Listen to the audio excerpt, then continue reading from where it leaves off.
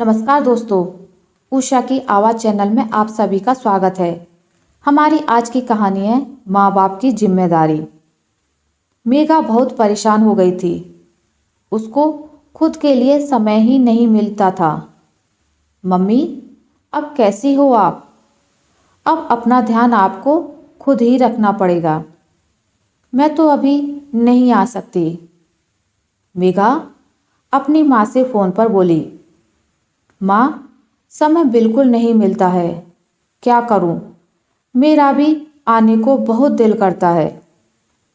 हाँ मेघा, तुम मेरी चिंता मत करो।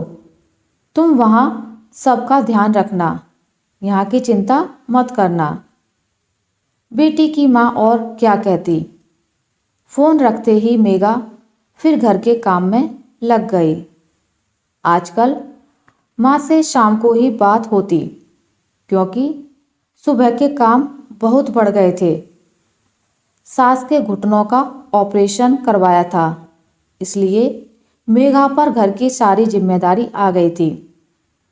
अभी शादी को 3 से 4 वर्ष ही हुए थे, लेकिन मेघा ने सब संभाल लिया था।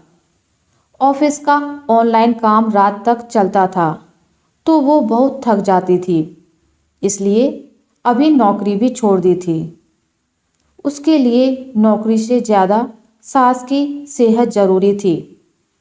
मेघा का पति अतुल घर से ही ऑफिस का काम करता और घर पर कभी कभार मदद भी कर देता।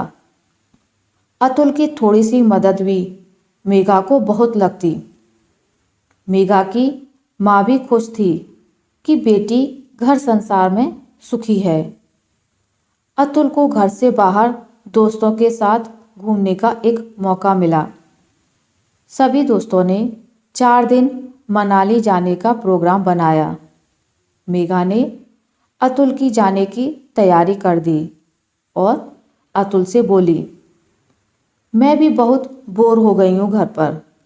मुझे भी बाहर जाने का मन है। अतुल अपना सामान चेक करते बोला, हाँ, माँ की तबीयत सही हो जाए, फिर 1-2 दिन बाहर चलेंगे। इतना बोलकर अतुल अपने दोस्तों के साथ घूमने चला गया। शाम को सास की बहन का फ़ोन आया। हाँ हाँ दीदी, मैं ठीक हूँ। मेघा भी है ना अब घर पर। कुछ ज़्यादा काम नहीं होता है, बस दोनों समय का खाना ही बनाना होता है। अतुल आज ही मनाली गया है। बहुत बोर हो गया था बेचारा। मेघा को तो दोपहर को 2 घंटे आराम के लिए मिल जाते हैं, लेकिन अतुल को नहीं मिलते ना, बस इसलिए। बाकी तो कुछ काम ही नहीं होता घर पर। मेघा के कानों तक बात पहुंच चुकी थी। उसे मन ही मन बुरा भी लग रहा था कि मैंने सास और घर के काम के लिए नौकरी छोड़ दी। उनको परेशानी ना हो इसलिए 2 दिन के लिए भी मायके नहीं जा रही। अतुल को तो शनिवार और रविवार मिलता है, तब तो वे दोस्तों के साथ बाहर जाते हैं। सुबह देर से उठते, मनपसंद खाना बनवाते। मुझे तो खुद के लिए भी टाइम नहीं मिलता। ये सोचते सोचते उसकी आंखें भर आईं और मायके की याद आने लगी। अतुल के वापस आते ही मेघा ने कहा, अतुल, शनिवार और रविवार को तुम्हारी छुट्टी होती है, 2 दिन की और ले लो। मैं 4-5 दिन मायके जाकर आ जाती हूँ। अरे, ऐसे कैसे जाओगी? मम्मी की देखभाल कौन करेगा? अतुल, वो मेरी सास है और तुम्हारी माँ, और घर पर काम ही क्या होता है, खाना ही ना। तो 4 दिन टिफ़िन लगवा लेना। तुम तो अभी बाहर गए थे, बाहर तो सब खाया ही ना। या फिर अपनी बाई को कहना, बना देगी। तुम कुछ समय अपनी माँ के साथ बिताओ। ऑफिस के काम के कारण तुम उन्हें समय नहीं दे पाए। मेघा ने सीधे सीधे कह दिया। मुझसे नहीं होगा यार मेघा, 4 दिन घर पर बोर हो जाऊंगा। अतुल ने उसे रोकते हुए कहा। अतुल, हम लड़कियां अपने माँ बाप को पराया कर सास ससुर की सेवा करती हैं। तुम मेरे छोड़ो, अपने मम्मी पापा के साथ रहने में परेशान हो रहे हो? मेघा ने व्यंग्यात्मक अंदाज में पूछा और आगे बोली। अब रोज मुझे दोपहर को आराम मिलता है, तुमको नहीं मिलता ना, इसलिए छुट्टी लो और आराम करो। मम्मी के साथ बैठकर बात करो, उनको समय पर दवाई दे देना, टीवी चला देना, थोड़ी पैर की एक्सरसाइज करवा देना। बाकी काम ही क्या होता है, सारे काम तो नौकर कर जाते हैं। अतुल, मेरे मम्मी और पापा भी अकेले हैं।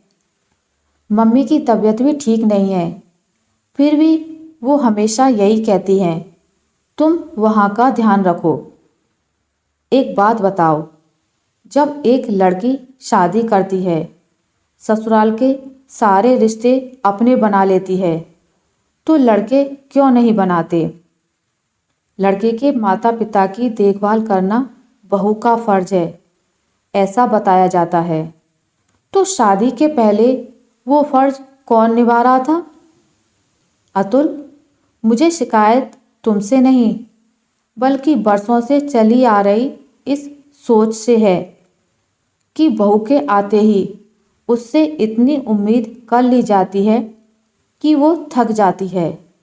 फिर भी ये कहा जाता है, बहू नसीब वाली है, ऐसा ससुराल मिला है। मैंने नौकरी क्यों छोड़ दी, तुम जानते हो? मैं मायके नहीं जाती, तुम जानते हो?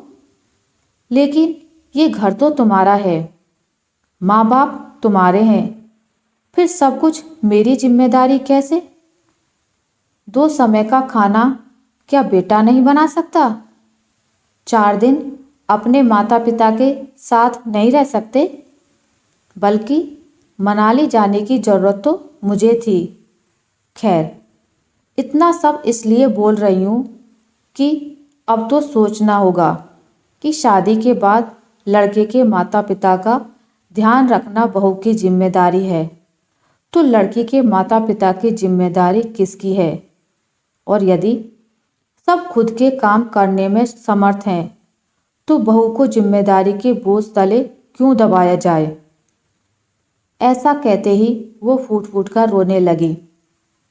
पिछले कई महीनों का दर्द आज आंसू और क्रोध बनकर बाहर निकला। आज से पहले अतुल ने मेघा को कभी भी इस हाल में नहीं देखा था। उसको एहसास हुआ, जरूर माँ ने कुछ कहा है। अतुल ने मेघा को गले लगाया और बोला, हाँ, गलती तो हुई है, मैंने तुम्हें बहुत ग्रांटेड लिया, लेकिन अब तुम देखना, बदलाव तो होगा।